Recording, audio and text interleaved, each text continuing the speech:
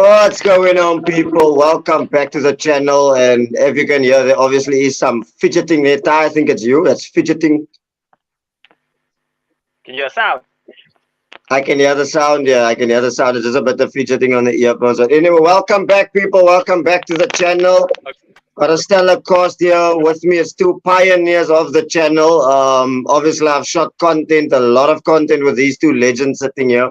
But believe it or not, this is the first time they're on the stream together. So without further ado, allow me to welcome my first guest, of course, the Bram, the Hotspur, the one and only. We are rivals off the pitch, on the pitch as well. But I mean, on a podcast, we brother. So welcome, brother. How are you? I'm good, guys. Hi, everybody. Honored to be here with Ty, the legend, the famous Ty. So, yeah, let's have a good show tonight, guys. Ah, love, man. Love for having you on. And of course, a man that needs no introduction. A man, people, like I said, like link to Total Tie Talks is in the description. He's actually just dropped out. But it is Total Tie Talks. Like, share, subscribe. Good evening to Aslam as well. And of course, slap a like on the video, share it with your friends. You know what to do. Like the thing, share the thing, subscribe to the thing. So without further ado, Governor, let's get the show on the road. Only one place to start. A proud day for South African sport, of course. South Africans all around. I see the guy just landed at our Tambo. Dricus Duplessis, the new middleweight UFC champion of the world. Your thoughts? Let Ty go first. Let Ty go. You go first. He actually dropped out. He's coming back in. Do you want me to give my thoughts? I'll give mine. I am not into UFC as such. Um, I'm more into boxing. I'll rather watch boxing than UFC.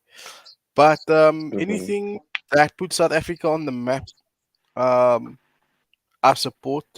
Um, I support anything South African: cricket, rugby, football. So I really can't pass comment on it. But he's flying the flag high, and seems to be an upturn in our sport. Rugby, we won. I mean, it's Bafana qualifying for the Afcon, let alone that they threw to the knockout stages. Just being there is positive, and then Dricus pulling this off to be world champ. Um, I think just as a South African and being patriotic, I think it's good news for the country. Very good news. Um, from a sporting front, onwards and upwards for South Africa.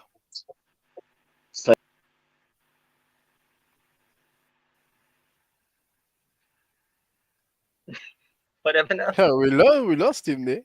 You There we lost me. go. Stream, you're doing madness. Anyway, Ty, did you also wake up so early in the morning to watch the UFC? Of course I had to. I want to see if Dricus can bring the title back home. And bring it home. See if that makes any sense. But yeah, the man did, and honestly, it's exactly like my fellow co-host was basically saying. It's so cool to see that there's some South African flair that's going on now. Like obviously it started with the Rugby World Cup, and then it was happening in the cricket. Now it's happening in UFC and soccer for the first time in how long. There's some exciting things that's happening in South African football. And honestly, even last night, even though it was a 0-0 draw and we just made it through, it was something to celebrate. I actually think there's something special that's happening in South Africa at this point in time. Okay, now I disagree because I think it's all bullshit, honestly, if you ask me. I'm going to tell you why. Why is that so?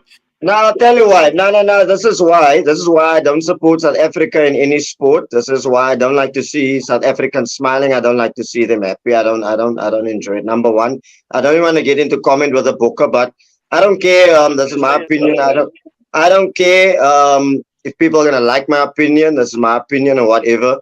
You can't be right or wrong when it comes to opinion. So, would you guys say that cricket first and foremost? Is it a white man's sport or a black man's sport? It's not a difficult question, guys. The fact that you're thinking so long about it. Okay, white. I'll go white. Fair enough. Ty, what would you say? I'll say the same. Okay. Rugby. Look, I know now it's become more equal, right? Equal.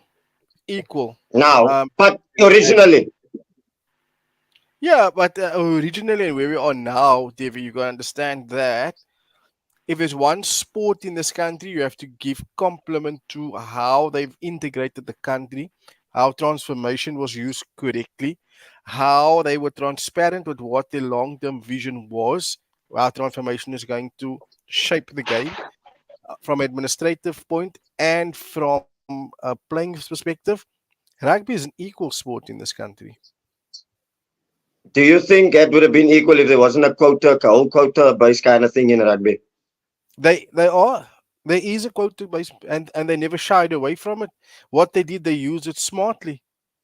They used it so smart that it's dominated now by players of color on the international scene. Where cricket and football, especially soccer in this country, have gone wrong, we use transformation, or transformation was being used on the lower levels of national sport, but there was no change in your flagship teams, right? Rugby did it the other way around. They chose the best non-white players to represent the country, and you look at the lower level of let's say your Western Province, your Stormers, your those teams. There you would still see predominantly white players, but if they were not good enough or they're not good enough, the national team, they don't get selected. Full stop. The best of black young talent was accelerated. They accelerated. They are developed. They are equipped for international rugby. When you knew Jason Colby was going to possibly represent the country, he was managed that he's going to be a Springbok, and there you Okay. compliment identity. Okay, so why didn't Gio Uplanding get picked back in the day when he was one of the best number 15s in the Super Rugby? Remember, he like I said, there was a plan in how come 2024 you'll see predominantly players of color. Unfortunately for him, wrong time, wrong era, wrong time. It was Fair enough, still I in can his get that. infancy. Fair enough, I get it. I know what you're saying. Yeah. Now, the reason why I'm asking these kind of questions is Hafana qualified last night, right? Like when the Bokke were playing, we had Book Fridays and all of that pure rubbish. And then when the Proteas were playing, we had another more pure rubbish Protea Friday. Everyone would wear their sweaters only to choke or whatever. Do you think that, and I'm just playing devil's advocate here. My thing is this And I'm Bafana gonna, I'm gonna qualified answer. last I'm night. gonna answer you. I'm gonna answer you. Bafana qualified last night. I didn't see no PR hype for Bafana. Mhm. That's my question. That is my question. I'm Because gonna half answer of you. the Okay, people when Dricus won the other day, half the people I never even knew what UFC had Dricus on their status, but they can't even name me 5 UFC fighters in that same division. That's my question. That's what I'm going at now. Now That's why I'm let playing me devil's answer advocate. you. I'm playing devil's advocate. Let me, Go ahead, let man. me answer you. Let me answer you. Just on the last point that you made, if you asked 20% of the female population in England, name 10 English football players in the England side, they can't. Right? They only know Jack Grealish. At the time, they only knew David Beckham. So, just on that, I think that's an unfair statement to ask people to name 5 UFC fighters. They were there to support Dricus because he's South African. Right?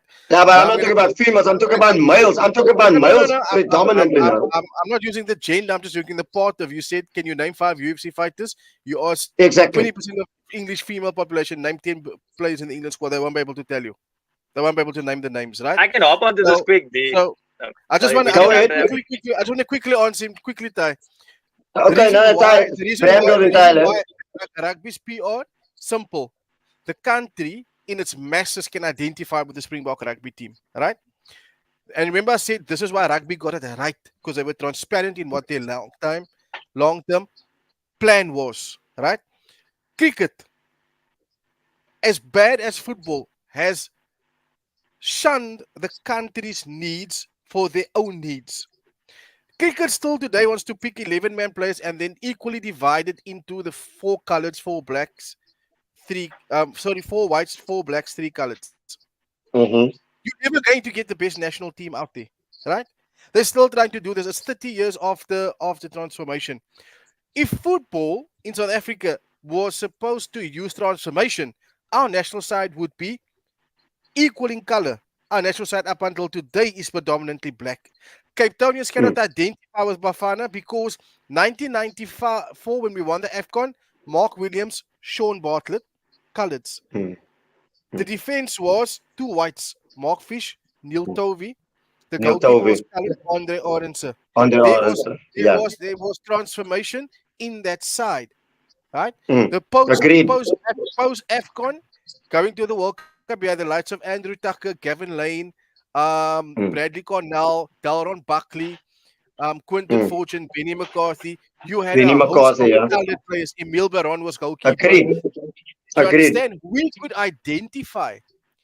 You can't identify with the players today because there's hardly any player of our, like our colours that are playing in the national side. So not even the black population. Have you noticed how many people go and watch Bafana in Joburg? Bafana 1994 to up to 1998, 99, 70,000 would go to the City Park Stadium.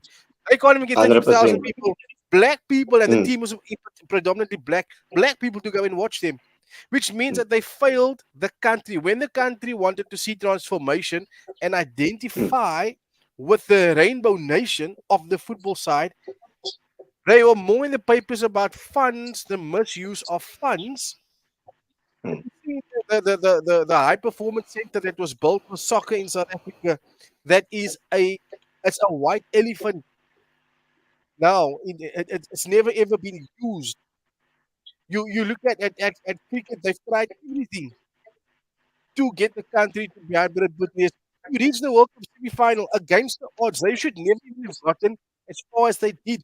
It was a massive achievement with that squad. Who cared whether we're going to make it or not? Nobody really bothered to care. Exactly. Only the unemployed that were not working, that while you and I were working, the unemployed were watching the cricket. So Fair enough. I know that answers your point. Is that Yeah, agreed. rugby has gotten it right. The other two codes of sport, there's more people that watch the Protea ladies team. Why? Because the players that are there on merit, irrespective of color. Merit, yeah, irrespective of color. Agreed. So Fair enough. Ty, you said you wanted to come in here, so I agree with Bram in terms of transformation. Look, it's not. I don't want to turn this into a whole political thing, but I just like to ask uncomfortable questions. That's just in my nature. This is a debate show. So, Ty, go ahead, land. No, I totally agree with what Bram said, and also just to kind of add to it, to answer your question a bit better, Devin, it's also a thing of a lot of the South Africans that were supporting South Africa during the World Cup, during the Proteas rise and stuff. You have to kind of think about it as, to an extent, kind of bandwagon jumping, because if you think about it nicely, the people who were supporting the Bokke, they only started going really mad about the Bokke when it came to around about the quarters. After the World Cup, that was when everyone was still South Africa mal. Then we were like, yeah, okay, the Proteas is playing now. Let's start supporting the Proteas. And then you think about it, it jumps like even with Dricus, no one was okay. No, I won't say no one, but like realistically, not a lot of people were supporting him from South Africa. The way everyone watched his match over the weekend, not a lot of that people was watching his previous fight. So that's also his previous fight against Robert Whittaker. Like not a lot of people were. As soon as he's now up for the title, now it's a big thing. And you know, when it comes to the Africa Cup of Nations, it will basically be the same thing. If South Africa can somehow make it to the semis or the quarters, then you're going to start seeing South African pride and people's going to start jumping on, hey, Bafana can also do something. We did it in the World Cup. We can do it now again. So it is also a thing of you have to look at it that perspective. So a lot of the people, the South African pride comes out there, but we are lacking when it comes to serious game-to-game sports support. That's the thing. Like, even when it comes to our soccer and stuff, you'll see stadiums full for Orlando Pirates and Kaizer Chiefs because that's like a massive game. But realistically, if you see any other game going on, you don't see the stadiums as full. So that is an issue in South Africa, and it's true what Bram said. That's where the development side comes in. That's where the PR side comes in. South Africa should look at what's happening now, what happened during the World Cup, see what was the good points that they can learn from that, how they kind of rallied South Africa around a specific team, see that they can do it now with Bafana as well. Because, I mean, realistically, it's a good thing to make it through in the Africa Cup of Nations. Whether we got knocked out the next round or not, we still have that. So get the country to rally around them, and then that can carry on to the next tournament, to the next thing, and then that's how you start building a massive sporting culture in South Africa. Fair enough. I couldn't have sounded any better. And even Aslam in the comments, as well as Guna Matters. People And go like and subscribe to Guna Matters as well. But yeah, Len Bram, before we close up on that subject, carry on. David, just one last thing before you go. Mm, I just want to say one last thing. If you look at rugby in South Africa at the moment, even with the national team, you have a team predominantly players of color. You look in the stand, look at the stadium. It's still the white man that supports him. But you know what? He's fully supporting behind the country. He's fully supporting behind mm. the player. You'll still hear the racist comments in the stand. You won't hear it on the Yeah, that's what I TV. was about to You'll say. Not still all hear of it them. Some of them are because just fucking dickheads, if I you went ask to me. watch. I went to watch the what's it, the UFC final that the semi-final still was played, and you could hear the moans and the groans among some of them. But at the end of the day, they're still behind the team. Do you Mm. understand? Yeah. I would love to. I actually think if South Africa picked the Bafana picked a team players white or color, I bet you there'll be a lot of people watching the game in the stand. There'll be a lot of people going Mm. because it actually shows that football is for True. everybody. At the moment, football is for one race only, and that is our biggest thing. And at the moment, cricket is just a joke. They can't get it right. It's more cricket has become more for the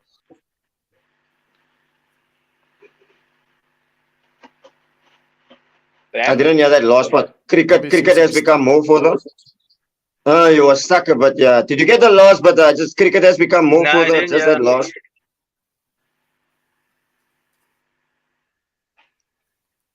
Brahma's breaking up. Anyway, let's touch on Aslam's comment. What makes it worse for me is not one of the youngsters that won the what trophy.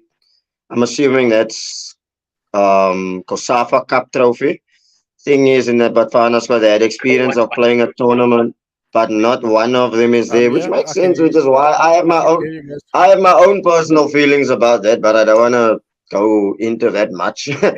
But anyway, yeah, people, look, very interesting topic. Well, that to we spent like 17 minutes on that. Liverpool versus Chelsea in the Carabao Cup final. Bram, the lesser of two evils. Who do you want to win? I'll go for Liverpool to win. I hate Chelsea. Same here. I hate Same Chelsea. here. I hate West Glad Ham. we're I on hate the, Arsenal. Same. glad we're on the same page. One question though. Um, Look, should Liverpool win? Obviously, I think that's gonna give them a nice boost. Obviously, they got players back. What do you think it could do for Chelsea? Should they win that Carabao Cup by some miracle? Even though I don't want it to happen. If they do somehow win, then it kind of gives everyone the impression that their transfer plan is working, and that's what I don't want. Because realistically, I don't want this to ever happen to another team. So realistically, if they actually start winning, like realistically, I was the one that wanted them to get in to end close to the relegation zone. I never wanted them to start picking up points because if this somehow works, and let's say by next season they're in the top four, by the season after that they're challenging for the title, then realistically what you're gonna do is this is gonna continue over the course of the next few seasons. People's gonna see that this is a smart strategy, investing into a club, pumping money into the club, kind of balancing the books in these sneaky, dealy ways. And realistically, it's not gonna help football at the end of the day. Fair enough. True. You know what didn't help football? Okay, let's jump on. Actually, I'm nice. I'm glad that you segued into that. You know what didn't help football? All your cheating ways have now caught up to you, Tyron, because your team is now stricken. Your team lost again last night to Athletic Bilbao. Long may it continue. But give me your thoughts. Do you think, all jokes aside now, all banter aside, do you think Xavi's head is on the chopping block? And how do you feel about it? His head is definitely on the chopping block. I think what counts in his favor is the fact that there's no good coach that can come in and replace him. It's kind of the exact same argument for Ten Hag. So because there's no one, if you had to sack him today, who are we looking at? Graham Potter, I heard you were Jose looking at Mourinho, Otita. Frank. Pause. I heard you were looking at Otita. Please come and get him. I'll drive him there as Nah, well. that's Personally. purely just links because the man is Spanish. They said Hmm. realistically, if we are looking at any coaches, should he leave, the three top names is going to be Rafael Marquez from the B team. They're hoping to do another Pep thing there. The second one is Thiago Motta from Genoa in the Serie A. He's playing really well now. And then the third one is Garcia Pimienta, who's the coach of Las Palmas. So that's the three that we're looking at. But realistically, I think it was pathetic from Barca last night. Okay, you have to take into account that we played at one of the most difficult stadiums last night. I So was the about to crowd say the did get exact same behind thing. Atletico Bilbao. It made the game difficult. Like when you were watching it, you could see there was so much pressure on the players, and that's why you saw so many. You don't expect a bad first touch from players like Frankie de Jong. So I saw it last night. I saw it with Pedri. So it was really just a thing of the nerves started getting to them playing in this, playing in this. There's so much stuff that's not going right for them. But it was a game where we were dominated. And that's the saddest part, because when Barca come up against teams like Atletico Bilbao, no matter how good they are, I don't expect us to be dominated. The one thing that I always remembered about my team is that we dominate teams. We used to be the team where we'll get 10 chances and we'll score 4. Nowadays, that is all going south. So it's not necessarily happening like that anymore, and that's the saddest part. But I think give Xavi until the end of the season, because we had some great. The thing that's counting against Xavi is last season he played with a worse squad and he did better. Now he got the signings that he wanted and he's playing a lot worse. That's what's counting against him. So it's kind of a similar argument for Arteta. You gave Arteta the signings. I was about to say exactly. Specifically chose these players. But would you say is that because of expectations has now risen, Ty? Would you go into that? Yeah, exactly. So I think give Xavi till the end of the season. You never know what he could do to the team. But the problem is, if things keep going the way it is now, then I can see him losing the dressing room. And the problem is then I don't want us to hold on to him because he's a legend. But at the same time, if I don't want us to rush into a decision, because realistically, if we can play the way we played last season, I can see him turning the squad that we have now into the best team in the world. But but at the same time, if we sack him now and we get someone that's worse, because I'm thinking now about when we sacked Ernesto Valverde, who the Barca fans hated, but then we ended up getting Ronald Koeman, we ended up getting Kike Setien, and we ended up getting Garcia. What's that other guy? Tata Martino, and it was just it constantly went downhill from there. So I would only let him go if there's a good coach on the market that we know we can get and we know that will be able to change the team. If not, then I'll stay with Xavi. Speaking of which, I wanted to come on this question from Coleridge in the chat. De Zerbi or Luis Enrique, what about that? The links with him. The thing is, Luis Enrique, I don't think he'll come back to Barca, because the thing, you don't see coaches returning. That's the problem. So he also sees it as it's a finished chapter, because when he lost his Spain job, and then before we had Xavi, he was in there. They were speaking to him, but then he gave the exact same quote that Pep Guardiola did. It's a finished chapter. I did all I can, and you don't even want to mess it up at a club. And then there's Roberto De Zerbi, who I do like, but at the same time, I'm always skeptical about coaches that come from smaller teams and take over at bigger clubs. That's why I was never a fan of Ten Hag going to United, because I always thought coaching Ajax is a totally different thing to coaching Man United. You're coming to a team with big names. So De Zerbi getting an Ansu Fati who wasn't good enough for Barca, coming into his squad, growing a Mitoma in his squad, but now coming to it, and now you're playing with 11 players in a starting 11 that all feature for their country. You have to be the one that grows a Lamine Yamal. It's something that could work out, but there's a bit. But I've seen history of it not working out, so the risk is definitely there. And also at the same time, Brighton is definitely not going to want to let go of De Zerbi, so you're going to have to pay his buyout clause. You're going to have to pay. Exactly. You're probably looking at the 20-30 million mark just to get him out of the club. Now, if it doesn't work out, then what do? Now you took a massive gamble on the coach that doesn't work out. Kind of like Julian Nagelsmann when he went to Bayern. It was the exact same thing. They had to pay a lot of money. They were like, this isn't working out for us. What do we do now? Fair enough. I couldn't agree with you more. I 100% agree. For the man on the left. That's chill. Don't worry. We get it. I just want to answer Mr. Controversy. He says, I have a question for man on the left. It's a topic of football. What do you think your club biggest problem is at the moment? Look, for me, my brother, there's only one person. Honestly, big up. These guys already know who I'm going to say. The problem is the manager. He created his own problems. I could go on all day. But he broke up and started to fix what wasn't broken in the first place. He brought in a goalkeeper, which was no need, which we didn't need. He didn't address matters in the squad that we needed, because even with Jesus, we needed a striker. We needed a replacement for Partey because Declan Rice was going to be, the role's name, Granit Xhaka as a replacement, but instead Partey got injured again. We know he's got his injury problems. We know Gabriel Jesus is injured as well.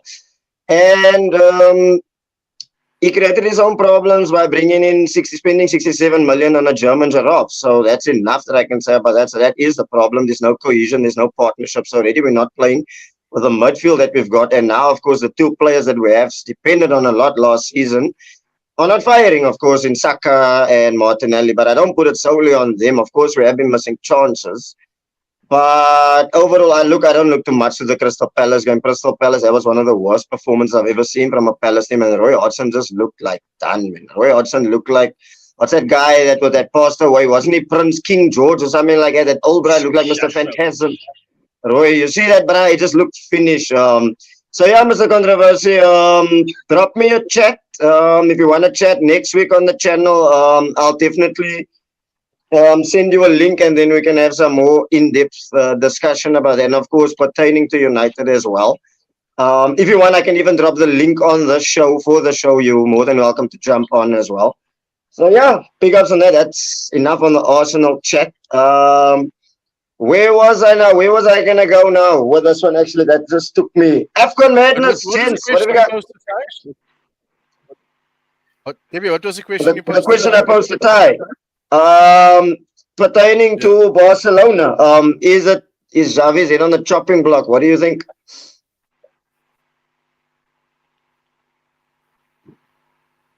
What do you think, Bram? Sorry, say again. Say again. What was the question? Do you think Xavi's head is on the chopping block at Barcelona? I think they'll see the season out. One thing about them,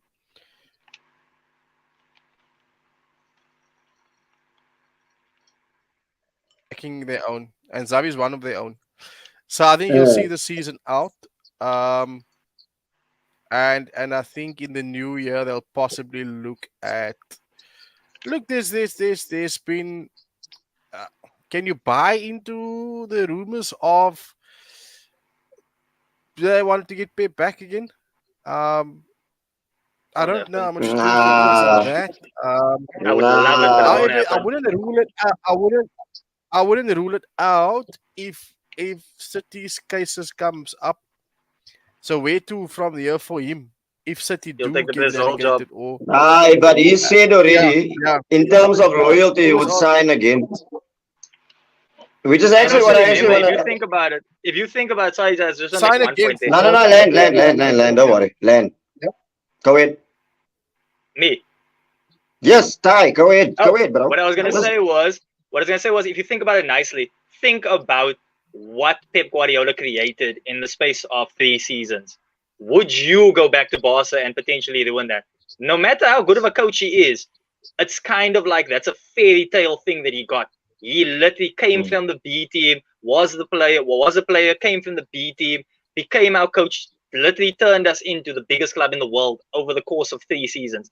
And it was a team that everyone was scared of playing against. I don't think he would ever come back knowing that it's going to ruin that. It's the same thing like now. Like, do you think United doing so bad? Do you think Alex Ferguson would ever come back? He wouldn't, because you're going to ruin what you created before. That's why I always said, if he does leave City, I can only see him taking up an international job. I can't see him doing anything else. Yeah, but remember, he's never made a secret about it. He's openly said he wants to coach at the World Cup one day, and if he coaches at the World Cup, it will have to be Brazil. Yeah, so I can see him doing that. So I think I can see him doing that. But I'm going to go to why I think he would go to Barcelona. The Barcelona team, I don't think he's ever taken up the challenge of building a side.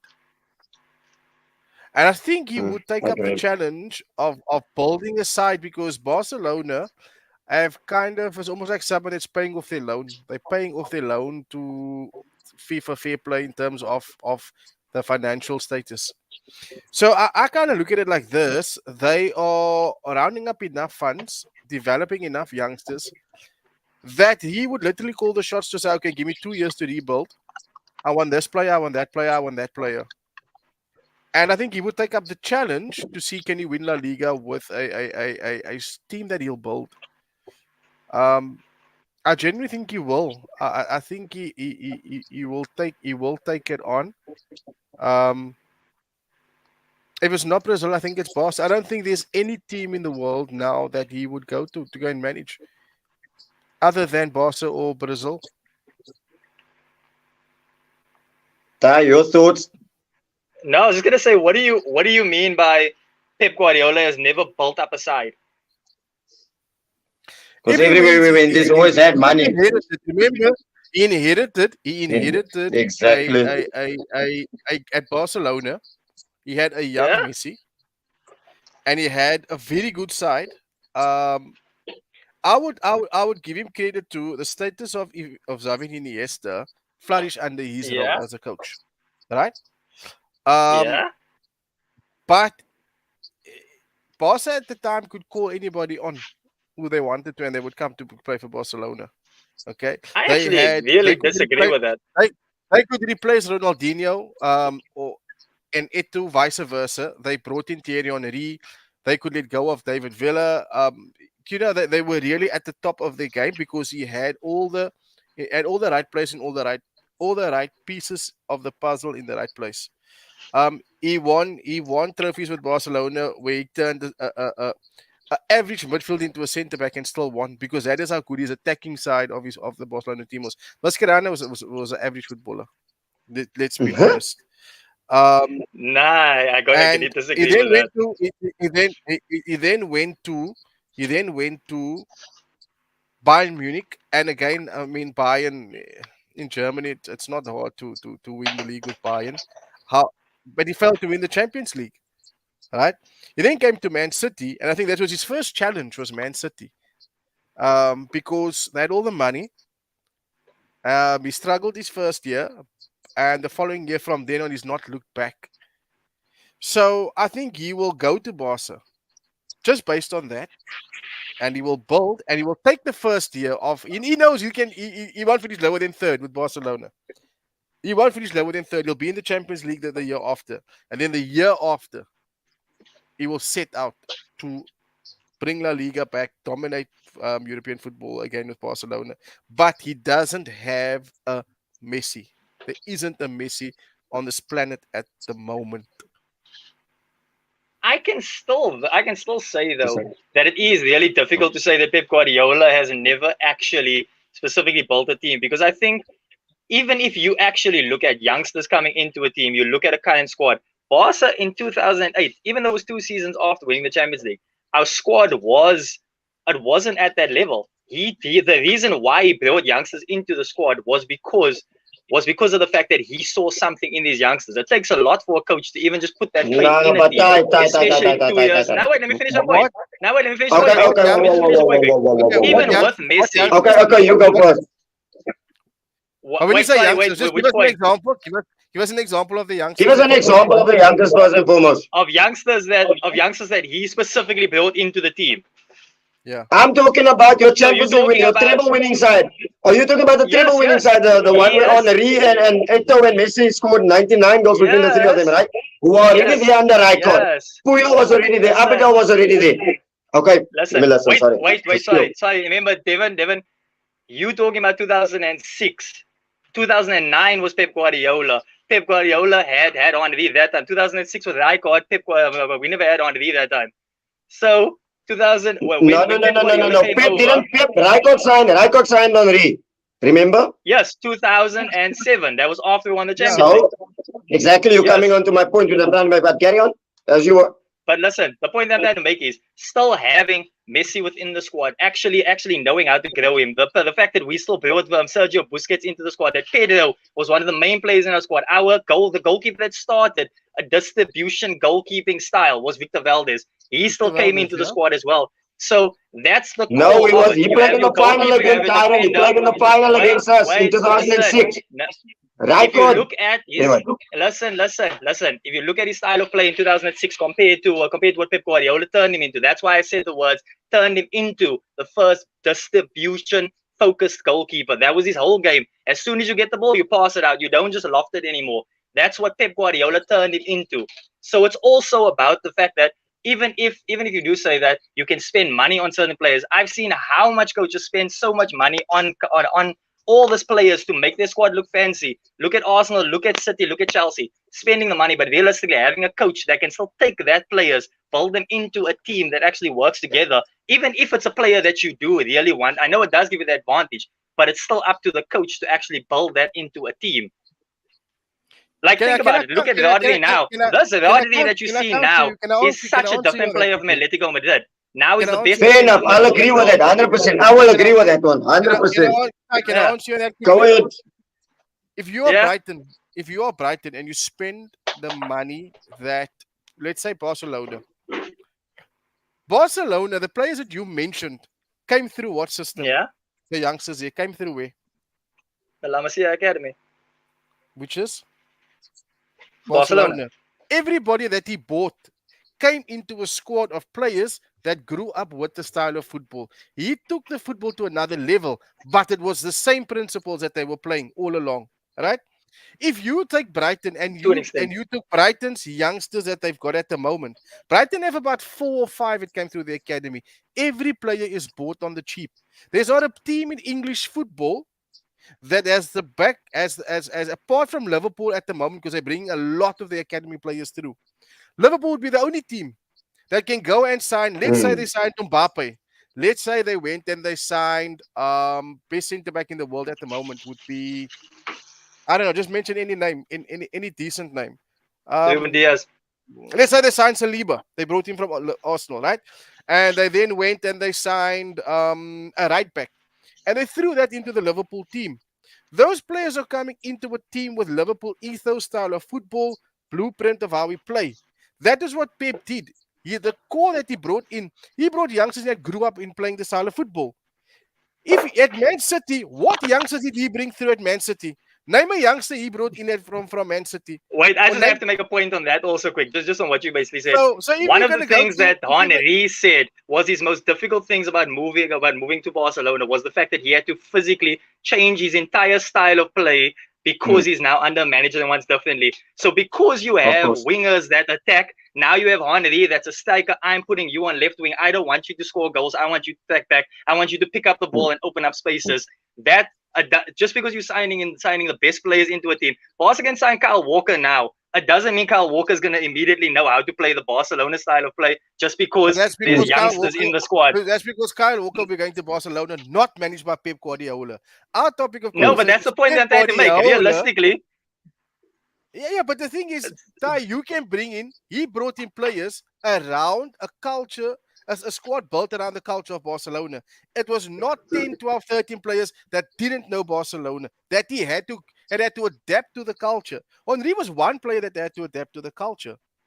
And also you have to think about something else also. And also the culture that we're speaking about, realistically, he did create his own set of ways in that culture also. Our ways from 1985 all the way up until 2004 was total football style. That was modeled after Ajax. After that, that's when the tiki-taka started coming in. It's about pass, move, open spaces.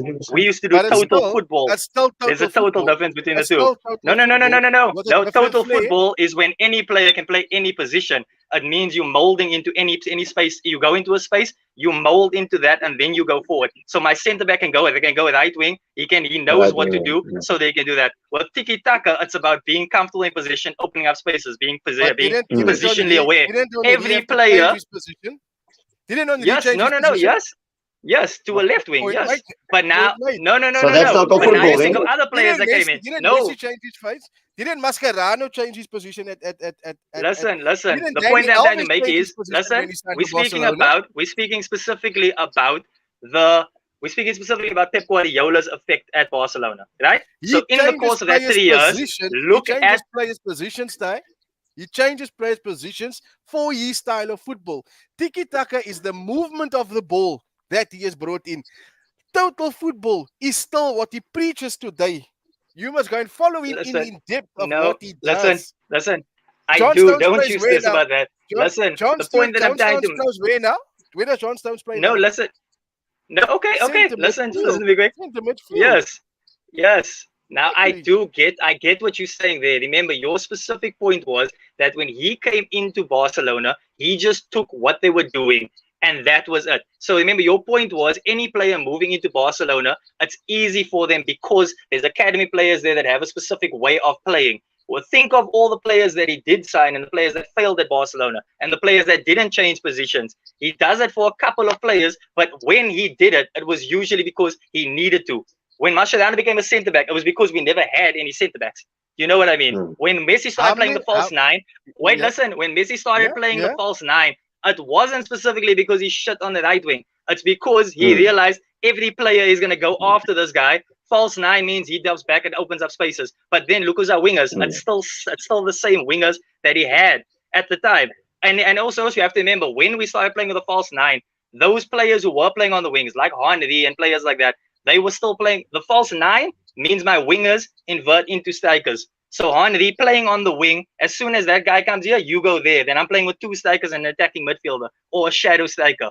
That's basically that. That's what Villa flourished under, and Villa was a striker. That's the fundamentals of the playing style that we're analyzing and discussing. How many of his academy players change positions? None of them changed positions. None. He changed it with the players that he brought in to fit into his style. He went to fetch the best in each position in Europe that was going to take his side forward. He never changed an academy player that is in the blueprint of Barca. What is grown up by them and raised by them, you cannot change. You don't change. You can change it to anybody else, but you don't change them. Say no more. Can we move on? Because otherwise we're gonna go on all night. No. United. We're speaking about. Yeah, we're debating. We're debating. Yeah, we're debating, which is good. As that Pep for me has always inherited something and made it better. He's never built anything. That's the point. Wait, so you say it again, man. I didn't hear that part. Say it again. He's always inherited something and made it better, but he's never built something, which is why I think he would take up the challenge to build something at Barca. Can I land? Go in. Land. I mean, we move along because I want to talk about United getting City CEO as well for a bit, and then come on to finish that topic. I don't see that it will ever come to Barcelona, and also to get back on the thing, he never, like, all of his stuff, it's not necessarily inherited.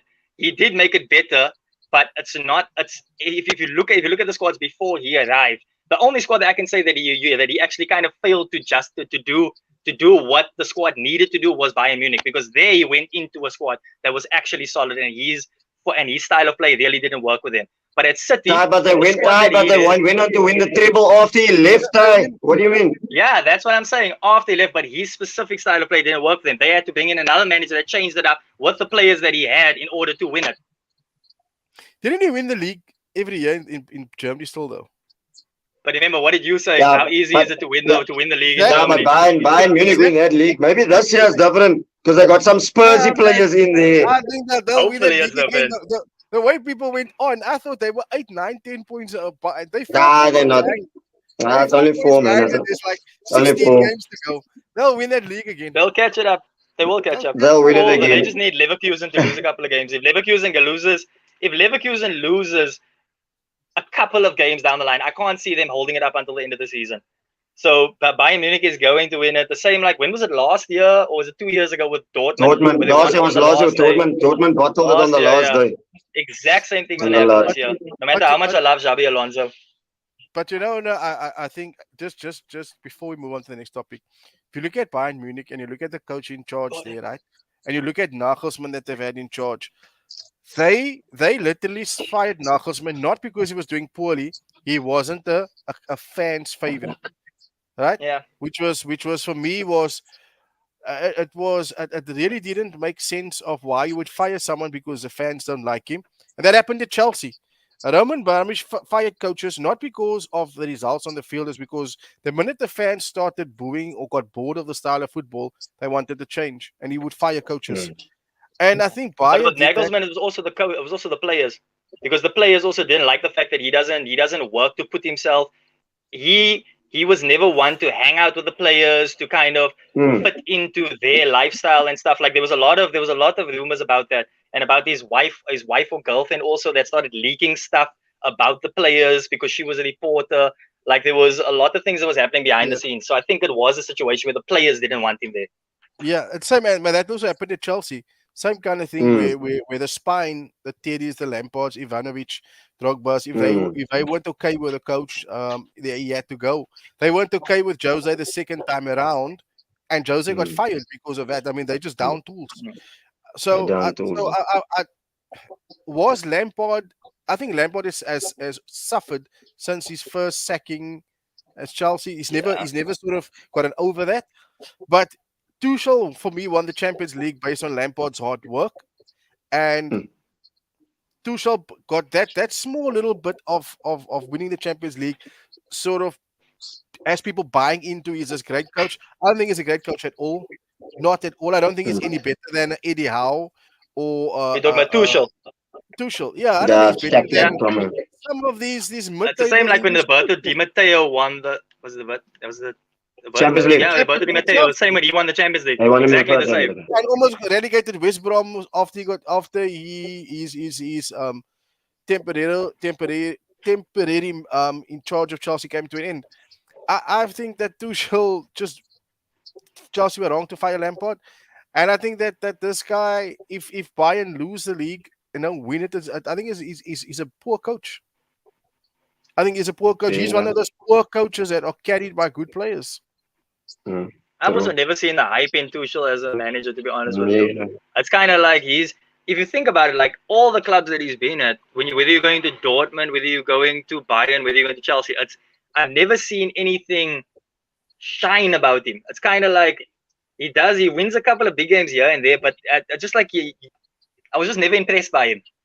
And then I saw links with him to Real Madrid at one point, and then I just thought, nah, he's not the right coach for a very big club. Fair enough. Say no more. Where was I now? I wanted to touch on City CEO joining United. Could that mean that City are in danger? What could it mean for United? Ty, you can obviously tell us more about him, all the sponsorship deals he pulled in his time at Barcelona.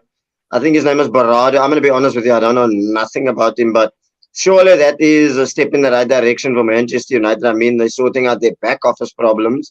Because, I mean, we all know that no matter what own manager goes into United, it's a poison chalice, and you can go on all day about it. But your thoughts, Ty, and then Bram, just before we jump into the Afcon madness and then obviously preview the FA Cup. Yeah, no, it's Ty, that's go actually very first. simple. I think it links to what you said. Like it really does just show that United is actually finally focusing on the right things, because realistically, everyone was complaining about like how the club was being run behind the scenes. By sorting out those things first before thinking about, yeah, the squad needs this, we need to sign another striker this season, the coach should be sacked. It's really just about sorting out the fundamentals, the actual building blocks in the outside of United. That's what needs to be sorted. And I think this is a step in the right direction. Also, there's been talks now that United is looking at replacing other members of their staff as well. They're looking at this other guy from Ajax I saw the other day, and he's going to come in and kind of just build the youth team a separate way. There's a guy from Anderlecht that they're looking at getting. So it does just show that United is actually, they hear what the fans are saying, they hear what the players are saying, they're looking at it, and now they're actually trying to do something better. It's a good thing for United. Fair enough. I wish I could get Overmars, man. You can send him some Tully pics and all that stuff, but it's a pity he's banned over so, man. Bram, your thoughts? Where is he now at Antwerp? He's banned. He's banned. He's banned. Nah, he's at Real Antwerp. He was in the stands of the Champions League. Oh, Overmars is banned. Overmars is banned. It was on the Blitz last week. He's banned. They've extended his ban. I rated him as a player. I think he was very good. But Nah, he was quiet as a player, but as a man, nah, he's mad. So he's a mad guy. Roman 9 chapter 1, never send the dick pic. Pause. Sorry, that just went sideways. Sorry, Bram. Come back. Come back, Bram. Look into the light, Bram. Come back to me. Look into the light. Come back. I can see you laughing. I got pictures. Come back, Bram. Come back. Serious conversation. Pause. No. Yeah, look, for me, United, it's Look, they're the one club that love them or hate them. You want to see them challenging because it just makes it sweeter when you beat them. In Speak for any yourself. I want him to see them relegate and go into I was administration. But thinking the anyway, carry exact on. same thing. Too yeah, Speak no, for young yourself. United. Don't speak for me. what I mean is there's nothing sweeter than seeing them falter. You know. So hopefully, look, yeah, they do get their act together. But I don't see all the things that they're putting together. I have this theory. For as long as Ferguson abused the league to their advantage, that's how long it's going to take them to get back to the top. 14 Hmm, years. hmm. I believe they'll Okay, wait. you know. Karma. It's karma. They will. Do you know what That's it all you'll get. is? You know what it is? Time flies There's so so fast, you many, don't even so realize many it. things that you can point at that went their way, which is little things to winning titles, winning games that brought them success. Is that um there's so many games we can point at, so many moments in Hey, football. Bram, can you remember that one where they led you guys 2-0 in Howard? We gave a silly penalty and then they came to come win at game Remember 5-2. Can you remember that one? the game where I think they beat you to the league title by 2 points is the game where we should have drawn with them 1-1. The keeper taking the ball Yeah, from it was against the net. Bram, Roy Carroll. you were Tottenham fan, right? Yeah. yeah, bro. Hotspur, Bram. Do you remember that game with Valerio Gomez and Nani where he threw the ball down? Nani, that one. Yes. When Nani, Do you we. remember that game? Yeah.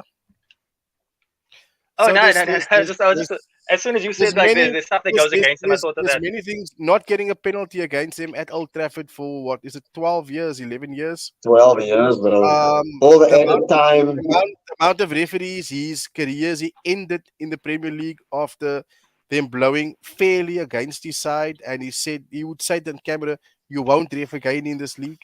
And Mm. um, having games shifted to 11 o'clock in the morning against Leeds at the time under O'Leary, where Leeds were doing well in the Champions League. They'll play the Wednesday night, and he'll play. They're coming back from Russia, and he'll play them 11:30 on a Saturday morning, knowing they only landed on sort of Thursday afternoon.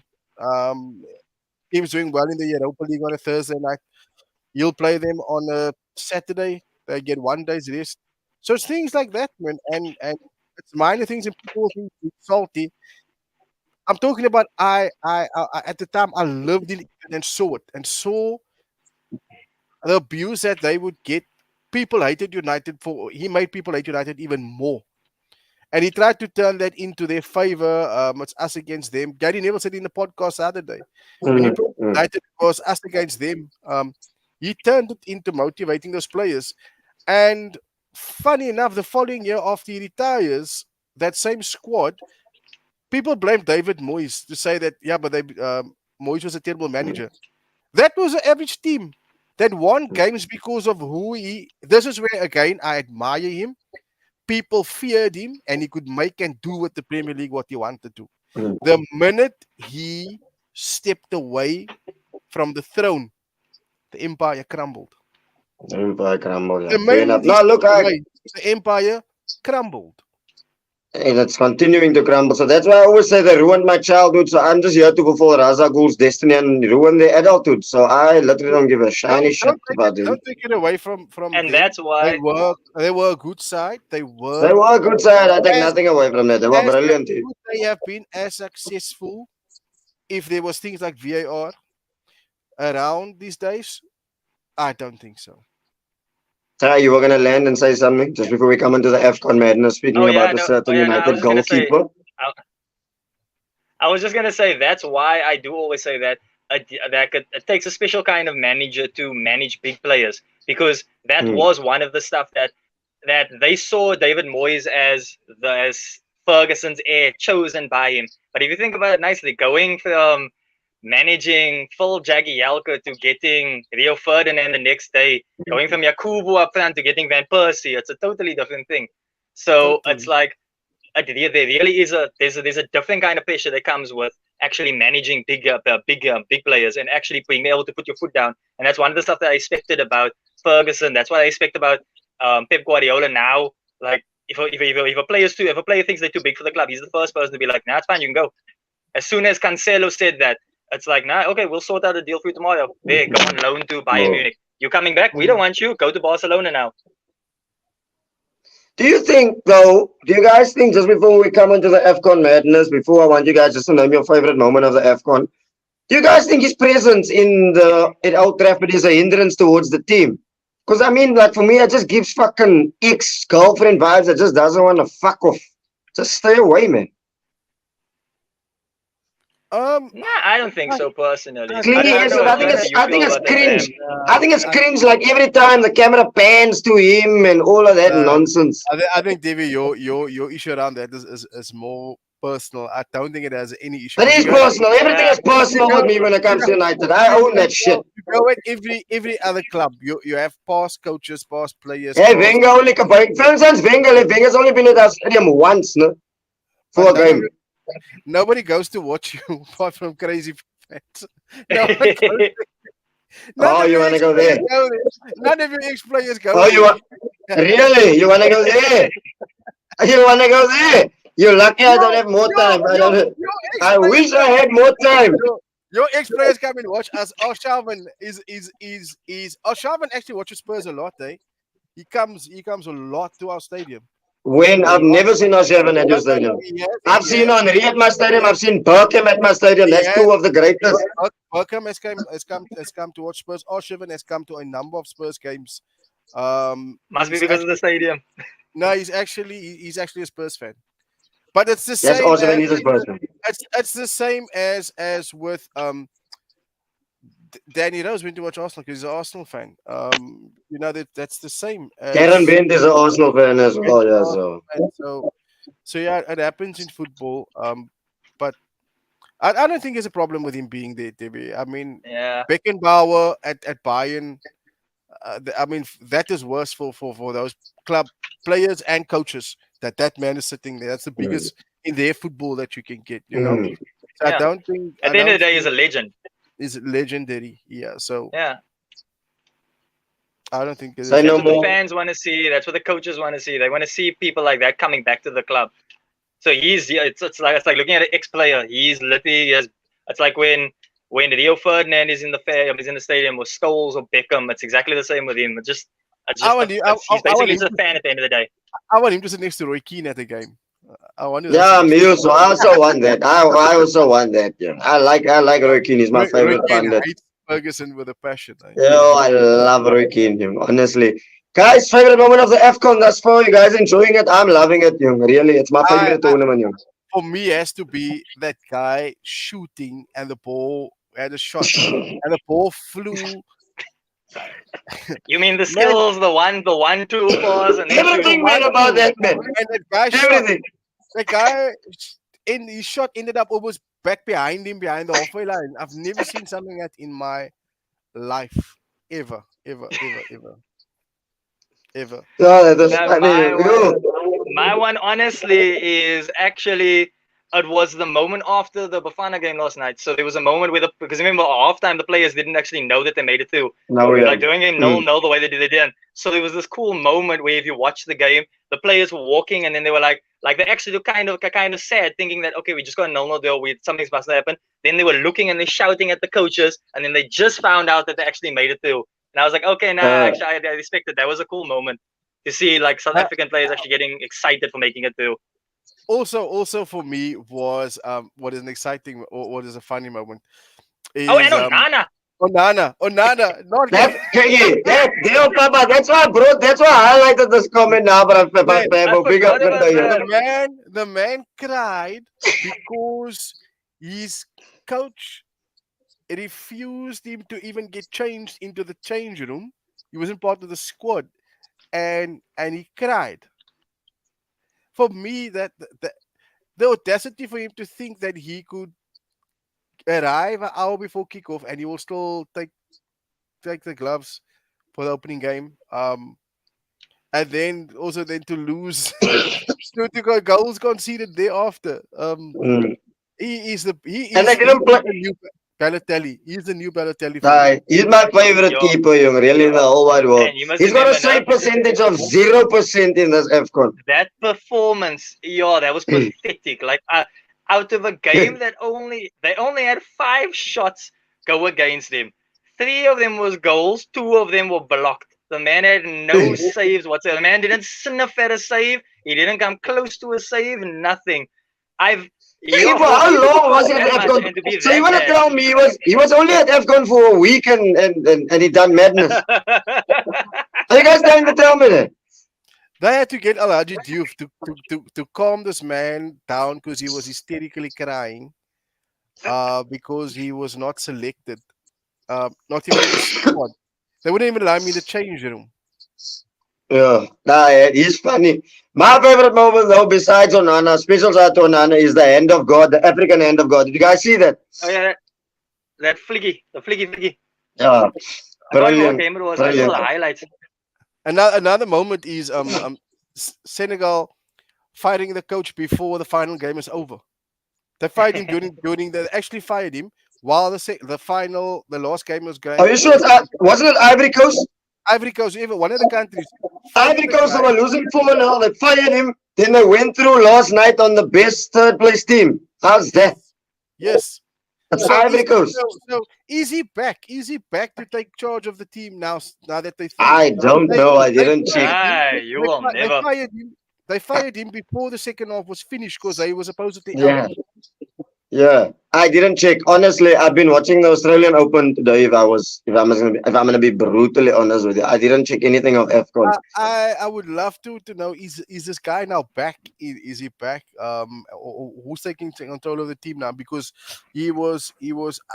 I thought it was a joke, and I read about 4 different papers that he was No, fired. He was fired he while the was Yeah. second fired. half Yeah, was because they going were on. 4-0 down. They were 4-0 down at the time, so they thought they're going home. But they qualified as the best third, one of the best third Because place teams. this is the first time, the first year that the Afcon brought in the rule of best third place go through.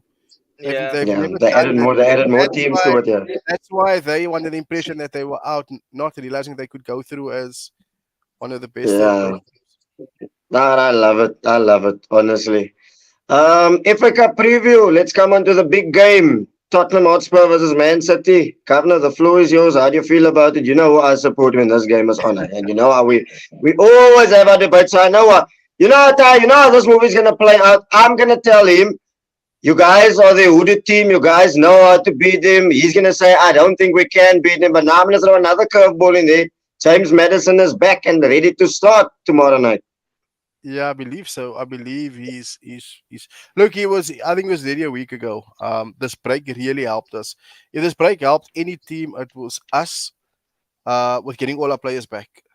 We needed back. There's a whole lot of substitutes that's still out injured. So um, I like the firstly the signings that we've made has added depth to our side. Um, I I can see this going to back to the Etihad and a replay, and I'll tell you why. Son is very influential in of the last 5 years where we've beaten City or done very well against them. Right? We don't have a finisher. We'll probably open them up with our football. Richarlison isn't Son. Werner isn't Son. We don't have someone that's going to finish. Right? And that is going to be a key factor in the game is who's going to convert our chances for us. Um, but I am quietly optimistic that I don't think we'll lose tomorrow night, but I won't be surprised if this goes to a replay to the Etihad. And hopefully by that time, Son is back. Kulusevski being back, Madison being back. Like I said, I think we can open them up. Who's going to score the goal though? Bram, Fair enough. since since you're How on do and you you say it, kind of Louis? mentioned that, I actually want to know how did a Tottenham fan feel about Werner coming in? Um, he came in at the time when we had all those injury suspensions, people going away, and it was Yeah. fitting that a player like him who complements the football that the coach wants. We needed him. We needed him. Um, it's the same as Brendan Johnson hasn't set the world alight that Spurs is effective in our style of football and what we need. All right. So if Van had to come in under Conte or Mourinho, I would have been like I would have been so disappointed. I couldn't understand it. I can understand him being signed and why him. Oh, His okay. pace alone is his pace alone. If you look at United momentum, he shifted with.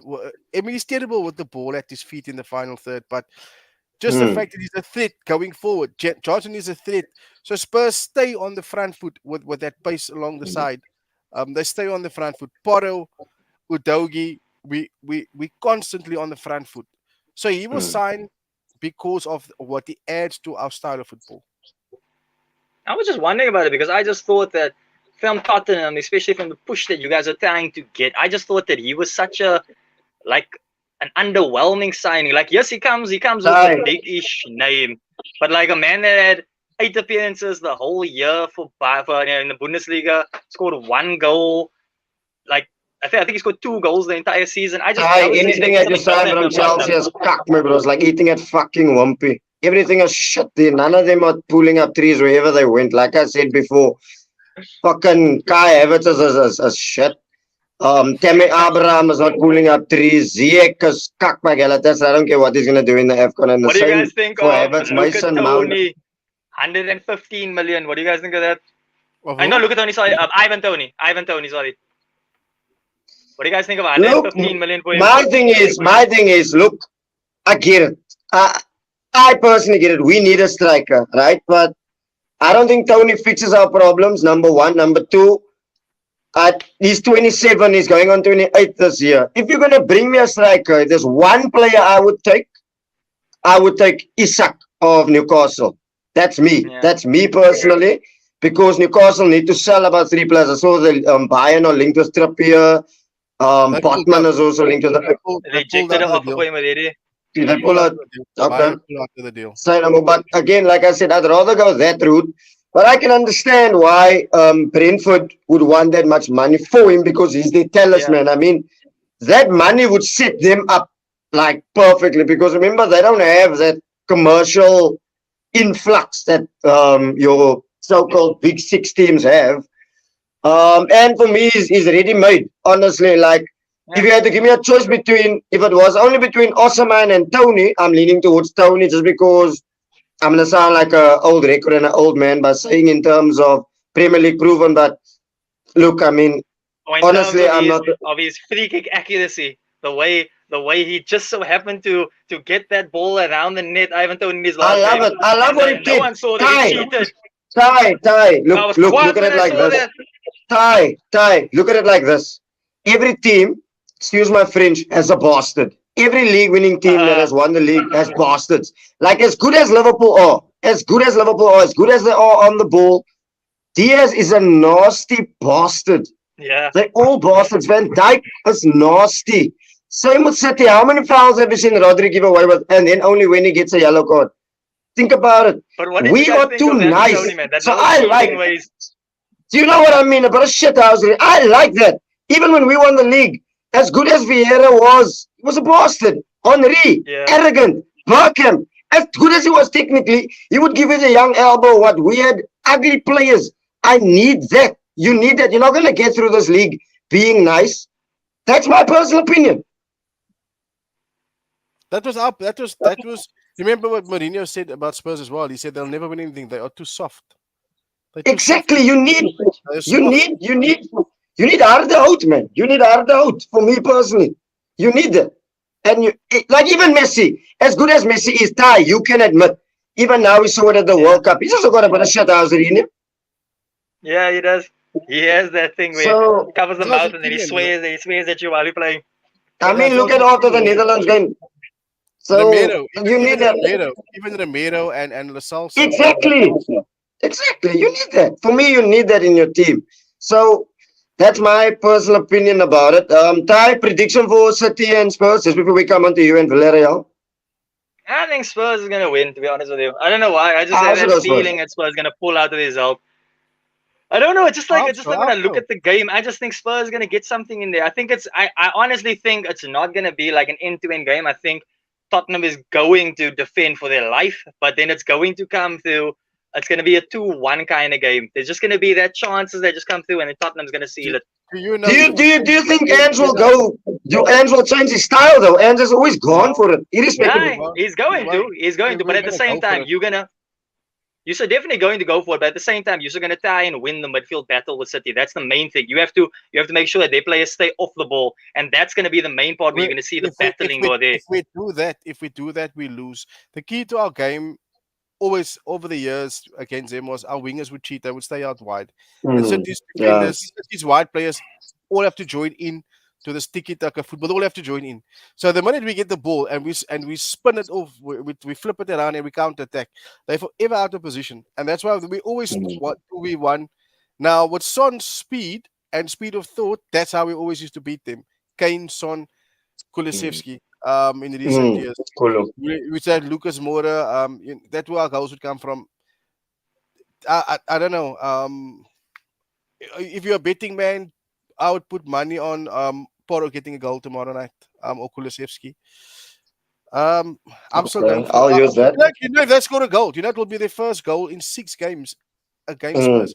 We've kept 6 clean sheets against him. Clean sheets against him. The last 6 games at our place, they haven't scored a goal. That's the thing. That's what I'm banking on. Did you know that, Ty? Yeah, I did. That's almost a thing. They don't score their own runs. They must penalties. Laat het goed gaan now. That's why I'm thinking. Like that's why. Like when I said, I just feel that Tottenham's going to win it. It's kind of just that thing of no matter if City is trying to pick up wins now to kind of really push their team further. It's just the thing of Tottenham is just that one team that's always a thorn in City. It's kind of like at Barca, our thorn is always Getafe. It's that one team that just always gets you. That one team that just understands how you play. Okay, we can figure a way out around us. So that's basically why. I'm not going for a hectic result. I'm still thinking like a 2-1 for the game. Or even a 1-0. It could be a close. Or even a 1-0. Yeah, I don't know why. It's just the feeling I get for the game. I'm going a 1-0. They are missing Haaland. Yeah, but De Bruyne is back though. KDB is back, bro. Hey. Yeah. Hey, KDB is back, you. And for some reason, he always has an off game at our place. Yeah. Always. Ed Sheeran, my bro. Yeah. Off. He is off. And Foden. They're always Foden, they are off. But at their place, they are a different breed. So, I don't think. Let's see. I don't think you can write off that Ed Sheeran the way he came back. But anyway, Ty, Barcelona Villarreal. You at home? Getting back to winning ways? I'm hoping so, honestly. It's one of that stuff where Villarreal has enough in their team to really cause us trouble. But obviously I'm going to back my boys. I'm going to go for a win. But I'm just hoping that certain the thing about Xavi that walks my nerves is a very similar thing to what Arteta has. And that's why I always understand you whenever you guys vent about Arteta. Arteta sees that, okay, I made a mistake by bringing in this goalkeeper. Let me just admit to the mistake and let me just go back to putting Ramsdale in the post. He doesn't do that. Now what Xavi does is the same. He doesn't want people to see that he made a mistake. With Lewandowski now, I understand he's a legendary striker, probably one of the best strikers of this current generation. But at the same time, you have to understand that he's not that Lewandowski anymore. It's the same with Ronaldo. Ronaldo wouldn't be able to kick it in a top European league now. And the thing is, if Lewandowski is going through that, it's okay to then test this young striker that you built into the squad, to test this academy graduate that played 3 games so far and scored 2 goals. It's okay to test such players, but Xavi doesn't do that. Yesterday we were losing. Instead of bringing on Fermin Lopez, who's known for scoring goals and getting assists, he's literally our only attacking midfielder.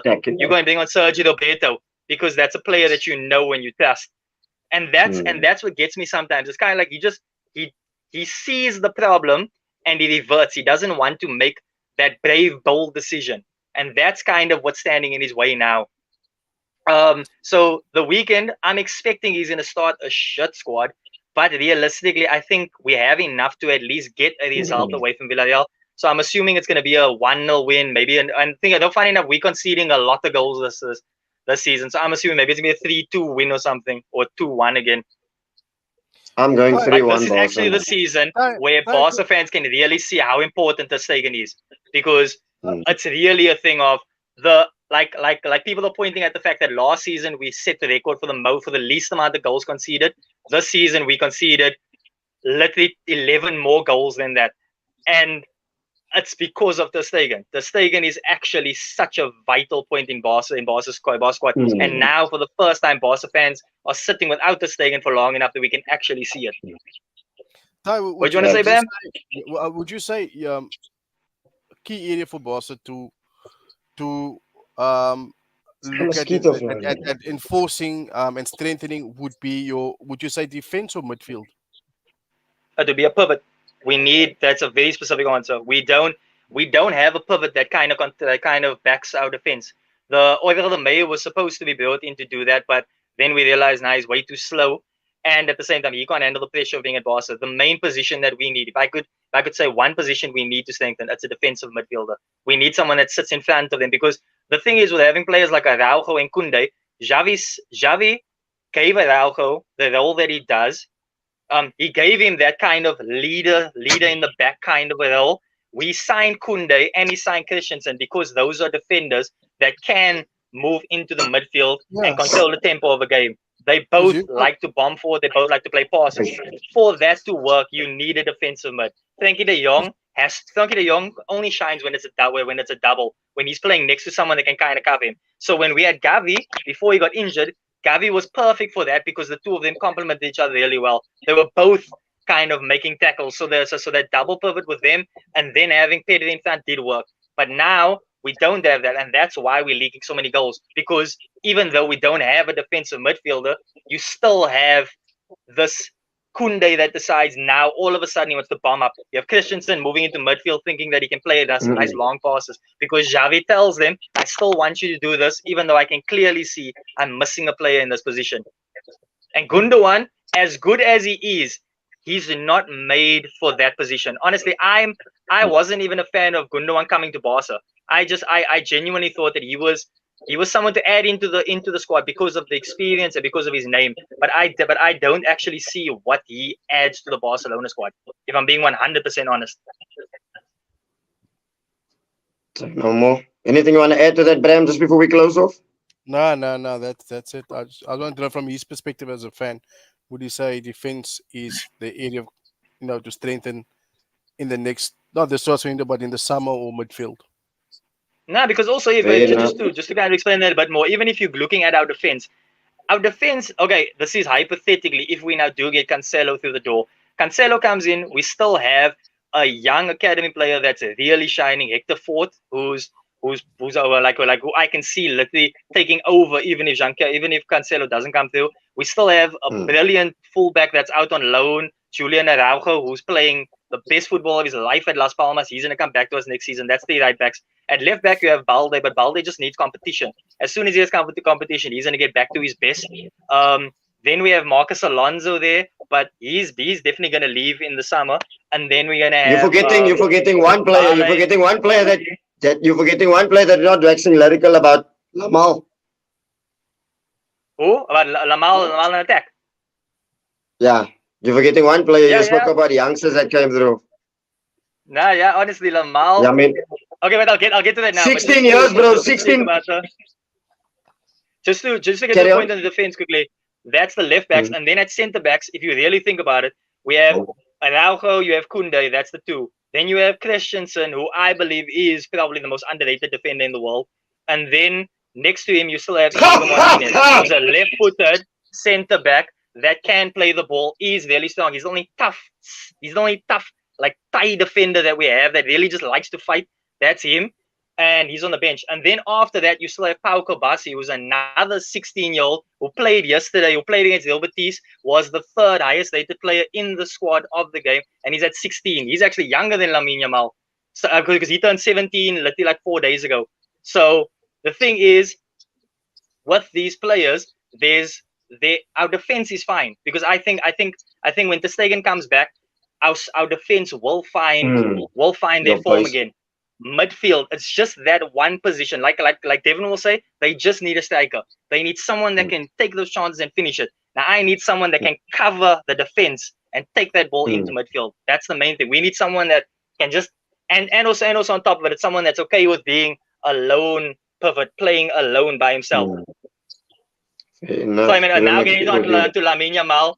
what makes Lamine, honestly, no, I've seen a lot of youngsters come up at Barca. What makes this man so good is the fact that the only thing I never used to get this. I never. Wow, thanks. Wait, here's he back There again. were so many coaches that always Uh, wanted Dembele in the squad. no. I never understood it until there was a talk of Xavi that Xavi was having of players in his squad. Then he said, "What makes Ousmane Dembele one of the best wingers in the world is that he's not afraid to take you on."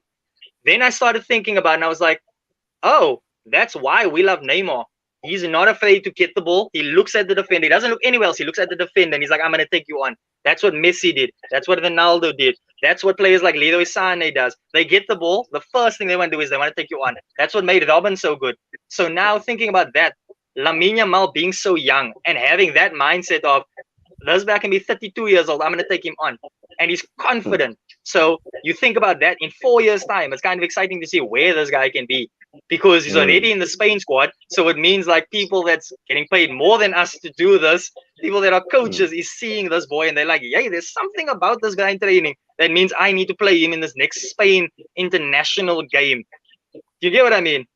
Nah, Like but it's it not is just the thing of a quality. youngster that's For me, playing. it's It's a like youngster that played and scored last night also. Had the most chances for Barcelona against the team that we lost against. He scored a wonder goal from outside, took on two players, and then curved it into the corner. Then he had two other chances where he scored. He had a one-on-one with the keeper, but the cocky bastard that he is, he tried to chip the keeper when he didn't need to. So it's actually insane to think that this is a boy that was born in 2007 that's playing in the starting 11 for Barca. He was 3 years old when the World Cup happened here.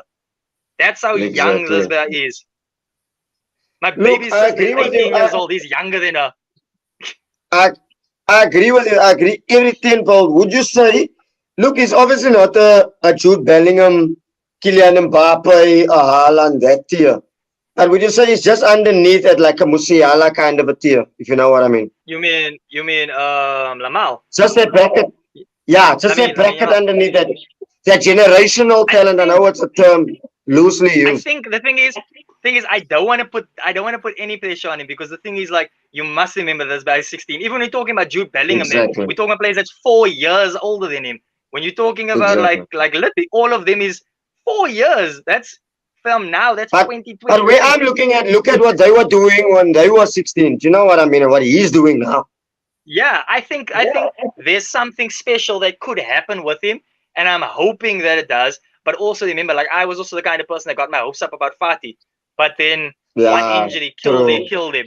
So realistically, I hope that they don't put too much pressure on him because even when you're looking like Gavi, brilliant as he is, he also came through young and stuff, and now he is seeing it. But like I'm scared of this injury that he has now because I'm still thinking like, yeah, what if he comes back and now he's also just so messed up like Fatih is. Exactly. So And that is Pedri now also, we signed Pedri when he was 17. He broke into the squad from Las Palmas, and yet he's also now injury prone.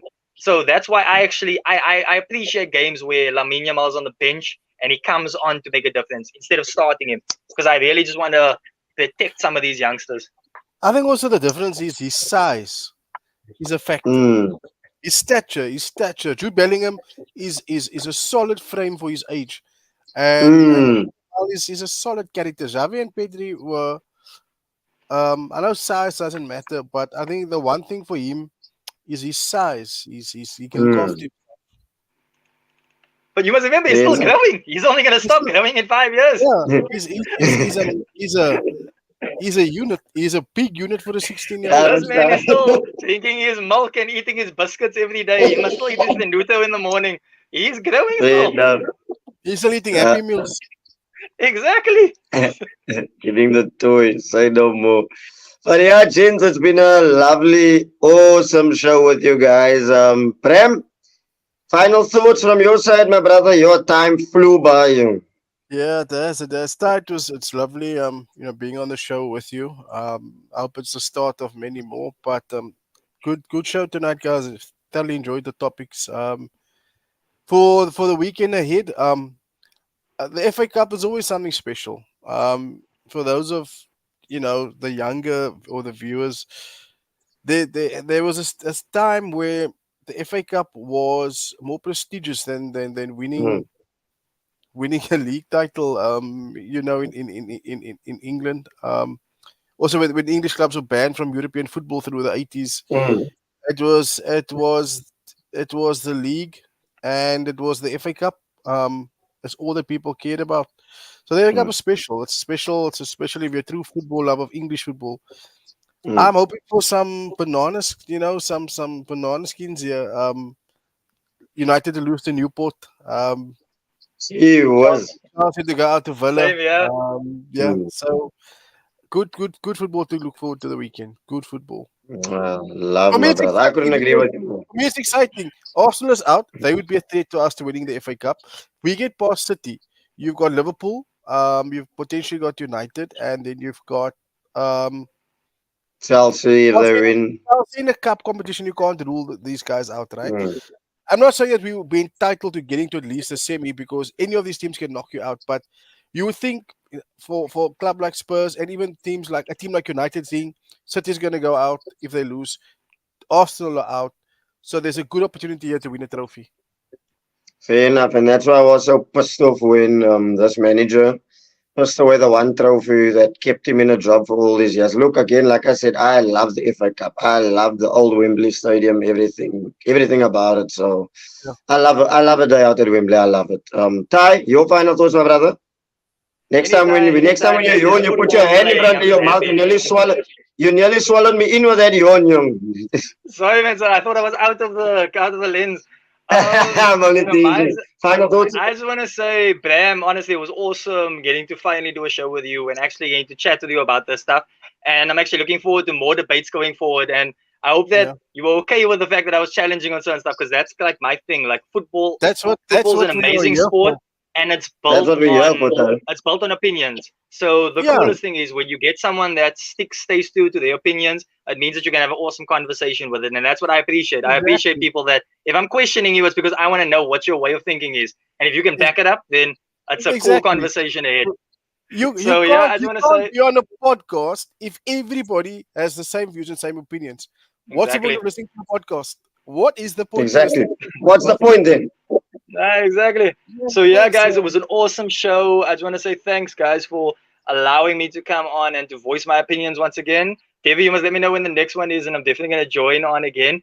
And yeah, awesome topics, awesome conversations, and I'm just looking forward to the weekend. definitely. I'm actually hoping that we're gonna see some transfers happening because a lot of the stuff nowadays has been boring. Like I want to see some some The Even changes I was worst happening transfer soon. window, bro. It's one even of I the worst even I transfer was windows. even I was speaking. Also, what makes it worse is that I don't even recall being this 2 week break in English football, right? Mm. And it didn't even happen over New Year or Christmas. It happened a week after into the New Year. They showed a statistic. This time last year, over 200 million was spent in the transfer window, which is more than the previous 5 years, which is last season. This season, only 36 million has been spent in the transfer window thus far. And It's the 18 million worst of that transfer window. is Xavi going to City. Yo, did you And guys then, hear about that? The Exactly. next yeah, the next wonder kid that City already got now. Mm. I've loaned him back to River Plate till the end of the season. Mm. And They'd like to you do guys that. would know like he's good. Yeah.